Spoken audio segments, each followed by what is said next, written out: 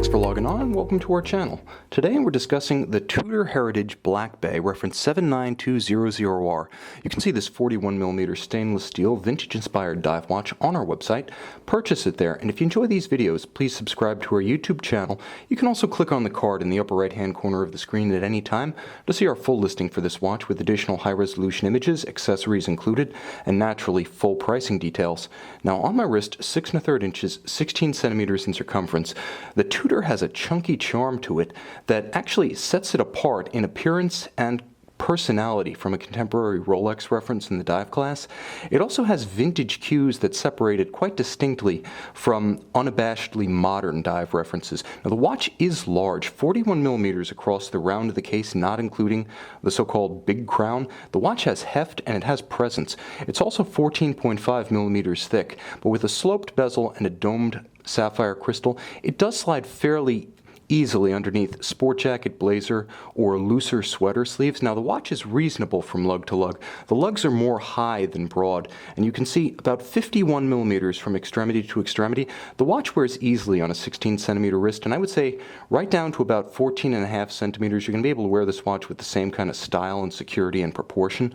Now it is a little bit bulky, but it also has a great deal of charm, and wear on a smaller wrist, fit on a smaller wrist, is greatly aided by this fantastic Tudor branded textile NATO strap. It's a really handsome piece, and it actually puts the vast majority of generic NATO straps and buckles on the market to shame.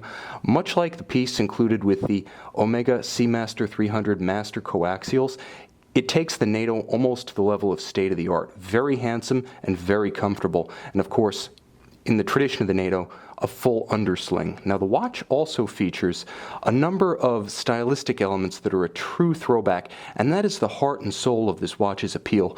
Now you can see all the obvious ones, but the one that strikes me the most and really caught my eye when I first held the watch was the use of these polished bevels along the lugs and along the case flank. Now you can see that the side of the watch features high polish and that the lug tops are satin or brushed, but there's a beveled transition between them that actually tapers as it approaches the bezel. This is a feature long gone on modern Rolex watches, and I love to see it reprised on this Tudor vintage tribute. It's just incredibly handsome, and it shows attention to detail and the thought process that went into creating this watch. Someone who was a true enthusiast, or more likely a team of true enthusiasts at Tudor, thought this watch out and they sweated the details. Now you'll also note that the details come to the fore when you're looking at the watch face, and it's not so much a tribute to any one watch as it is to a continuity of watches. You can see the gilt or golden style printing and the chapter ring outboard of the hour indices. This is a recollection of the very first Tudor Submariners, starting in 1954, like the 7922. You can also see the Rose dial, a tribute to Tudor Submariners, built right up until the early 7016s of 1968, and then it was phased out for a new design for the shield. And you can see the snowflake style hour hand, this being a tribute again to the 7016 and onward, a feature that was phased out in the early 80s. Now you'll also note that the Big Crown itself has a role to play in evoking Tudor's history. This is a pretty direct tribute to the late 50s reference 7954 Big Crown. So there's a lot going on here and a lot of watches being referenced in a very small space. So if you love Tudor and you want to sort of own a map of Tudor's heritage, almost like an anthology for your wrist, that's exactly what the Heritage Black Bay is.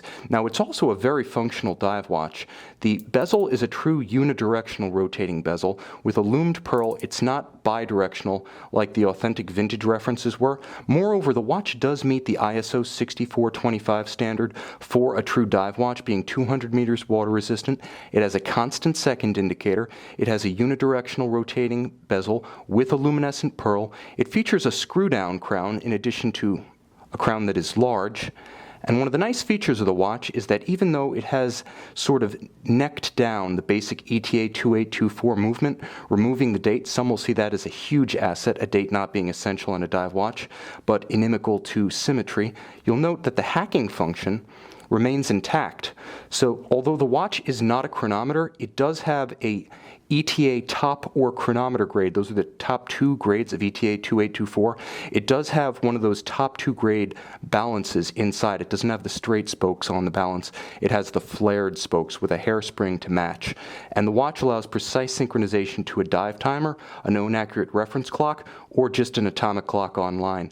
When you screw down the crown, which features the Tudor Rose once more, you get that 200-meter modern water resistance with a look that's straight out of the 1950s, 60s, and 70s.